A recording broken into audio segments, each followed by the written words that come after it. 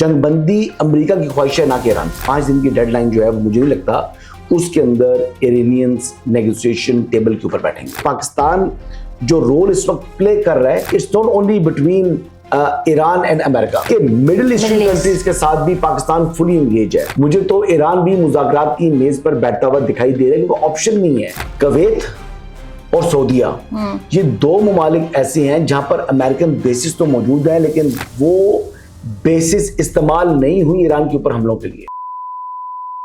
अस्सलाम वालेकुम व्यूअर्स, आप देख रहे हैं ज़ात सियासत, मैं हूं Nausheen Tariq. Viewers, geopolitical situation में जो है वो जंगबंदी और मुज़ाकरात की बातें हो रही हैं। पाकिस्तान इस वक्त सेंटर ऑफ स्टेज है, बट बहुत सी चीज़ें जो हैं वो गैर मुबहम हैं और कन्फ्यूजन का सबब हैं। जो इनसाइड से जो खबरें अब तक आ रही हैं उसमें क्या सिचुएशन है, पाकिस्तान की क्या पोजीशन है, ईरान और अमेरिका की क्या पोजीशन है, इन इनसाइड्स पर बात करेंगे और कुछ पाकिस्तान की पॉलिटिक्स पर भी डिस्कस करेंगे। और इसके लिए मेरे साथ मौजूद होंगे सीनियर सहाफ़ी तज़किया हसन अय्यूब खान साहब। अस्सलाम वालेकुम। वालेकुम अस्सलाम। क्या हाल चाल है? अल्हम्दुलिल्लाह।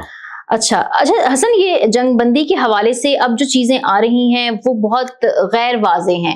जैसे व्हाइट हाउस के तर्जुमान ने कहा कि सूरत हाल अभी गैर मुस्तहकम है और पाकिस्तान में जो ये शोशा छोड़ा हुआ था कि जेडी वेंस आ चुके हैं, ये हो रहा है, वो हो रहा है, बता दिया था कल मैंने आपको। हाँ, वो तो आपने बता दिया था।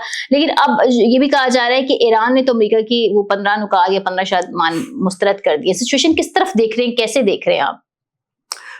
मेरे ख्याल के मुताबिक जो टाइम लाइन दिया हुआ है जंगबंदी के लिए 5 रोज का जो डेडलाइन है उसमें तोसी करनी पड़ेगी अमेरिका को। ईरान इस वक्त चाह रहा है कि जो अपने टर्म्स के ऊपर जब तासुर ये जाए कि इरानियंस ने अपने टर्म के ऊपर जो है ना वो मुज़ाकरात किए, वो 5 दिन की डेडलाइन जो है वो मुझे नहीं लगता उसके अंदर इरानियंस नेगोशिएशन टेबल के ऊपर बैठेंगे। ओके, ये बात तो मैं आपको बता दूं। सही है। बिकॉज इरानियन जो प्राइड है वो उनको बैठने देगी नहीं, पहली बात ये है। और दूसरा जाहिर बात है कि वो अपने अवाम को, अपनी कौम को उन्होंने दिखाना है कि जी हम झुकने वाले नहीं हैं। और वो ये भी जाहिर करना चाह रहे हैं कि मुज़ाकरात जब ये डेडलाइन के अंदर नहीं इरानियंस बैठेंगे तो ये बात सामने हो जाएगी, वाज़ेह हो जाएगी कि जंगबंदी अमेरिका की ख्वाहिश है ना कि ईरान की। ओके, ठीक है, एक चीज ये ठीक है। जंगबंदी अंदर से वो भी चाह रहे हैं। ऑफ कोर्स जंगबंदी तो पूरी दुनिया चाह रही है, जो नहीं है वो चाह रहे हैं। ये हैं कि ये जंगबंदी हो तो फिर मुस्तकिल हो, ये ना हो कि 4 दिनों के बाद फिर दोबारा वही जो है वो सूरत हाल दोबारा पैदा हो जाए। अमेरिका जंगबंदी क्यों चाहता है, सवाल ये है क्योंकि अमेरिका के ऊपर एक इंटरनेशनल प्रेशर और सबसे बढ़कर उसका इंटरनल प्रेशर, सही है, ये बहुत ज्यादा आ चुका है। देखिए, यूरोप ने लाताल्लुकी कर ली अमेरिका से, फिर पेंटागन ने 200 अरब डॉलर मांग लिए। अब 200 अरब डॉलर की जो कॉस्ट है वो फिर बड़ी तकलीफ देह है अवाम को। अवाम कहती है कि ये अमेरिका फर्स्ट है, ये इसराइल फर्स्ट है, हमें कोई खतरा नहीं था ईरान से। देखिए, रवायती तौर के ऊपर ईरान और अमेरिका की कोई ज्यादा अच्छे ताल्लुकात नहीं रहे। जब से जो है वो रजा पहलवी साहब की हुकूमत गई, शाहजहां साहब हटे और इनकलाब आया, उसके बाद से अमेरिका और इनके जो ताल्लुकात है हमेशा कशीदगी की तरफ बढ़े हैं। बिल्कुल। इस वक्त अगर मैं बात करूं तो पाकिस्तान के हवाले से अगर मैं बात करूं तो पाकिस्तान जो रोल इस वक्त प्ले कर रहा है वो सिर्फ 2 ममालिक के दरमियान नहीं है, यानी it's not only between Iran and America, बल्कि मिडिल ईस्टर्न कंट्रीज के साथ भी पाकिस्तान फुली इंगेज है।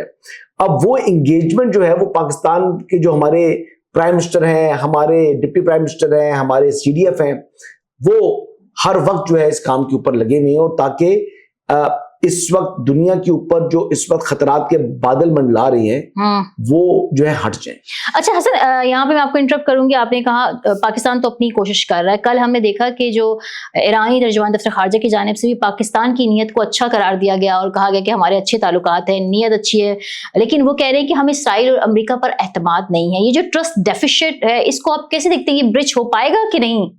यही तो काम है पाकिस्तान का कि जो ट्रस्ट डेफिसिट है, जो गारंटीज हैं, यानी वो दोनों अतराफ को मिल जाएं। एक चीज तो ये है ना कि यूरेनियम एनरिचमेंट जो ऑलरेडी पहले से जो इनरिच यूरेनियम है उसका डिस्पोजल है। देखिए, ये एक ऐसी चीज है जिसके ऊपर मेरे ख्याल के मुताबिक अगर इसके बगैर अमेरिका जाता है तो अमेरिका के पल्ले कुछ नहीं जाता। दूसरी बात ये है कि जो डिमांड है कि जो US बेसिस हैं इस खित्ते के अंदर, मिडिल ईस्ट के अंदर, उनका विड्रॉल है। اب ایران کا کہنا یہ ہے جی کہ یو ایس نے ماضی میں بھی اپنی 5 سال پہلے جو اپنی افغانستان کے اندر بیسز تھی وہ خالی کی نا جی، اپنا اکوپمنٹ چھوڑ کے بھاگے، تو اب یہاں سے مڈل ایسٹ سے کیوں نہیں جاتے؟ تو اس پر امریکہ کا جواب تو بعد میں آئے گا، اس سے پہلے ان ممالک جنہوں نے وہ بیسز دیے یہ تو استحقاق ان کا بنتا ہے، تو اس میں تھرڈ پارٹی آ جاتی ہے، بلکہ تھرڈ پارٹیز کی انوالومنٹ ہے۔ اب وہ تھرڈ پارٹیز کی انوالومنٹ ہے وہ سوورن ممالک ہیں، ان کے اوپر جو ایران کہے گے جی آپ اپنے سیکیورٹی جو ہے وہ امریکہ سے نہیں لیں گے، تو پھر اس کے اوپر یعنی یہ معاملہ کمپلیکیٹڈ ہو جائے گا۔ تو میرے خیال کے مطابق یہ ایک واحد ایسا پوائنٹ ہے جس کے اوپر اگر وہ ممالک چاہ رہے ہوں تو پھر ایک ٹائم لائن طے ہو سکتی ہے، یعنی بیسیکلی ان ممالک کی اپنی ڈیزائر ہو تو جیسے قطر یو اے ای وغیرہ، قطر ہے، یو اے ای ہے، سعودیہ ہے، کویت ہے۔ اب یہ تھوڑی سی کمپلیکیشنز ہیں اس میں، لیکن دیکھیں بات یہی ہے کہ اگر نیت ہے مذاکرات کے لیے، جو مجھے لگ رہا ہے مجھے تو ایران بھی مذاکرات کی میز پر بیٹھتا ہوا دکھائی دے رہا ہے، کیونکہ آپشن نہیں ہے۔ ایران کے اندر بڑی تباہی ہو چکی ہے، ایران کے اندر بڑے نقصانات ہو چکے ہیں، اور ایران کے مفاد میں بھی یہ ہے کہ اگر اسرائیل اپنی جنگ جاری بھی رکھتا ہے تو کم از کم یو ایس ڈیٹیچ ہو جائے۔ اگر یو ایس ڈیٹیچ ہو جاتا ہے تو پھر اسرائیل کہاں کھڑا رہے گا؟ پھر اسرائیل جو ہے وہ زیادہ دن نکال نہیں سکتا ایران کے سامنے، پھر اس کو بڑی مار پڑنی ہے۔ تو اس لیے مجھے نہیں لگتا کہ اسرائیل بھی جنگ کنٹینیو کرے گا، پھر اسرائیل کو بھی وڈرال کرنا پڑے گا۔ اچھا حسن، دوسری طرف ہم یہ بھی دیکھ رہے ہیں ترجمان وائٹ ہاؤس نے کہا کہ یہ جو سچویشن ہے یہ ابھی کافی غیر مستحکم ہے، اور انہوں نے کہا کہ اگر ایران باز نہیں آتا تو 20 گنا زیادہ سخت حملوں کا اس کو سامنا ہو سکتا ہے۔ بہت سے لوگ اس کو اس طرح سے تجزیہ کر رہے ہیں کہ ایٹمی کوئی کارروائی بھی کی جا سکتی ہے ایران کے خلاف۔ دوسری طرف اسرائیل نیتن یاہو نے جو ہے وہ اپنے اسرائیلی کمانڈرز کو 48 گھنٹے کی ڈیڈ لائن دی ہے 3 ٹارگٹ اچیو کرنے کے لیے: ایران بیلسٹک میزائل ختم کرنا، ان کے جوہری وار ہیڈ کا خاتمہ کرنا، اور حکومت کا تختہ الٹنا، جو کہ مجھے نہیں لگتا کہ 48 گھنٹے بڑے بڑے اہداف کے لیے کافی ہوں گے۔ دیکھیں بات یہ ہے کہ 48 آورز کی ڈیڈ لائن تھی پریزیڈنٹ ٹرمپ کی اسٹریٹ آف ہارمز کو کھلوانے کی، کھلا نہیں کھلا۔ اچھا اس کے علاوہ جو دوسری تھی ڈیڈ لائن آ گئی 5 دنوں والی، وہ بھی آپ کے سامنے ہے۔ وہ کہہ رہے ہیں ان کی نیوی ختم ہو چکی ہے، ان کے میزائل سسٹم تو پریزیڈنٹ ٹرمپ کے مطابق ویسے ہی وہ تمام کے تمام جو لانچرز تھے اڑا دیے انہوں نے، تو پھر مسئلہ کیا ہے؟ ایئر فورس ان کے پاس ہے نہیں، پھر مسئلہ کیا ہے؟ پھر جنگ کیوں نہیں وہ جیت پا رہے؟ پھر بھی امریکی طیارے اور ہیلی کاپٹر تباہ ہو رہے ہیں۔ کوشچن یہ ہے کہ یہ بڑکی ہوتی ہیں، یہ اپنے آپ کو زیادہ پاورفل ظاہر کرنا اور دشمن کو یعنی انڈر پریشر لے کر آنے کے لیے یہ چیزیں چل رہی ہوتی ہیں۔ دیکھیں اسرائیل جو ہے وہ تو چاہتا ہے یہ جنگ جاری رہے، لیکن امریکہ، میں آپ کو بتا رہا ہوں کہ امریکہ کے مفاد میں نہیں ہے، اور امریکہ کے اندر انٹرنل اتنا پریشر آ چکا ہے، انٹرنیشنل پریشر تو ہے ہی ہے، انٹرنل پریشر اتنا آ چکا ہے کہ جس کے بعد مجھے نہیں لگتا کہ امریکہ کنٹینیو کرے گا۔ اور جو امریکی ٹروپس ہیں آن گراؤنڈ جن کی تیاری کی جا رہی ہے اس کے حوالے سے دیکھیں، اگر سپوزٹلی امریکہ کو ایک لحاظ سے اگر مذاکرات کی میز پر بالکل بھی نہیں آتا تو پھر وہ سپر پاور ہے، اس سپر پاور نے اپنا فیس رکھنا ہے، وہ اپنی مائٹ کو ختم تو نہیں کر سکتا نا، پھر اس کے سٹیکس بڑھ جائیں گے۔ اس وقت تک مذاکرات کی میز کے اوپر اس کو فیس سیونگ ملے گی، جہاں اس کو اگر فیس سیونگ نہ مل رہی ہو تو پھر وہ آل ان آ جائے گا۔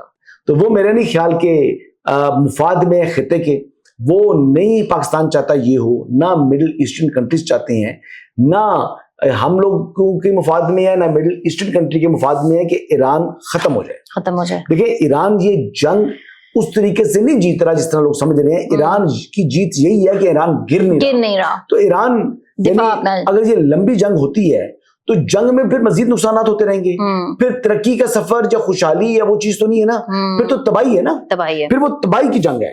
وہ کتنی تباہی ہے، اب کس چیز کو اپنی لپیٹ میں لے گی؟ دیکھیں ایک بات کہوں، کویت اور سعودیہ یہ 2 ممالک ایسے ہیں جہاں پر امریکن بیسز تو موجود ہیں، لیکن وہ بیسز استعمال نہیں ہوئی ایران کے اوپر حملوں کے لیے، بالکل، لیکن ایران کی جانب سے حملے کیے گئے ہیں۔ پھر پاکستان نے جا کر ان ممالک کو ریکویسٹ کی ہے اور کہا ہے کہ آپ ریسٹرینٹ کا مظاہرہ کریں، بالخصوص سعودی عرب کو۔ سعودی عرب کا پتہ نہیں کتنے بلین ڈالر کا جو ہے وہ نہیں دفاعی بجٹ ہے، ماڈرن اکوپمنٹ ہے، ان کے پاس صلاحیت ہے، اوپر سے ان کا پاکستان کے ساتھ ڈیفنس پیکٹ ہے، بالکل۔ تو یہ ایران کے لیے بھی مناسب نہیں ہے کہ وہ اس کو کنٹینیو کرے، ایران کے لیے بھی مشکلات بڑھ سکتی ہیں۔ ابھی تو یہ ممالک پاکستان کے کہنے پر یعنی ریٹیلیٹ نہیں کر رہے، جواب نہیں دے رہے، تو اگر جواب ادھر ادھر سے آنا شروع پڑے تو خدا نہ خواستہ کافی پرابلم ہو سکتی ہے نا ایران کے لیے. دیکھیے بات یہ ہے کہ پاکستان کے لیے تو یہ ایک اچھی اپرچونٹی آئی ہے ایمرج کرنے کے لیے ایسا دنیا میں ایسا لیڈنگ کنٹری. بالکل. اور پاکستان الحمدللہ مارکا حق کے بعد دنیا پاکستان کو ایک مختلف زاویے سے دیکھ رہی ہے. پاکستان کو ایک درمیانی درجے کی طاقت دیکھا جاتا ہے. ہمارے پڑوسی غیر مناسب الفاظ پہ آ گئے ہیں, سنے آپ نے؟ انجوائے کریں. دیکھیں جے شنکر ہے, جے شنکر کا والد بھی ڈپلومیٹ تھا, وہ خود بھی ڈپلومیٹ ہے. اچھا اس کے استعفے کا مطالبہ ہو رہا ہے تو پھر وہ فرسٹریشن میں آ کر ایسی گفتگو کر رہا ہے. تو اسحاق ڈار صاحب نے, سید حسن منیر صاحب نے اور پرائم منسٹر شہباز شریف صاحب نے ان کو کارنر کر دیا. ان کا جو سیاسی مستقبل ہے وہ تباہ کر دیا. اور دنیا کے اندر ویسے مودی نے تنہائی کا شکار کیا ہے انڈیا کو. اور انڈیا دیکھیں کوئی بھی بڑے انٹرنیشنل اپ سٹیج ہوتا ہے اس سے وہ غائب ہوتا ہے. پتہ کیوں؟ بتائیں کیوں؟ اب تو غائب ہی ہوا ہے نا قابل اسی ہے. ہاں. اچھا حسن میرے کو لاسٹ سوال ہے میرا پاکستان کے حوالے سے. کل رات سنا پاکستان تحریک انصاف کی رہنما عالیہ حمزہ کو گرفتار کر لیا گیا ہے. تو جو یہ پہلے تو میرے خیال سے انڈر گراؤنڈ ہوئی تھی. دیکھیں یہ سزا یافتہ مجرم ہے. اپیل چاہ رہی تھی نا لیکن پیش نہیں ہو رہی تھی, تو پھر اب گرفتار ہو گئی ہوگی تو پھر کیا ہوگا؟ ابھی میں پوچھنا چاہ رہی تھی کہ ابھی دوسروں کا نمبر بھی آئے گا مراد سعید وغیرہ. اپیل نہیں رہا, وہ ٹائم بارڈ ہو چکا ہے. اوکے. وہ عدالت کے سامنے پیش نہیں ہوئی. عدالت نے ان کو سزا سنا دی تھی, ان کے پاس ٹائم تھا, وہ پیش ہو جاتی تو پھر ان کے پاس رائٹ آف اپیل تھا. اب ان کا رائٹ آف اپیل جو ہے وہ ایگزاسٹ ہو چکا ہے, وہ اب ان کے پاس ختم ہو چکا ہے. سو لہٰذا روئیں, چیخیں یا پٹیں. اب آپ جیل میں ہیں اور اپیل بھی نہیں ہے, اور جتنی سال کی 10 سال کی سزا ہوئی ہے وہ سرو کریں. Thank you very much.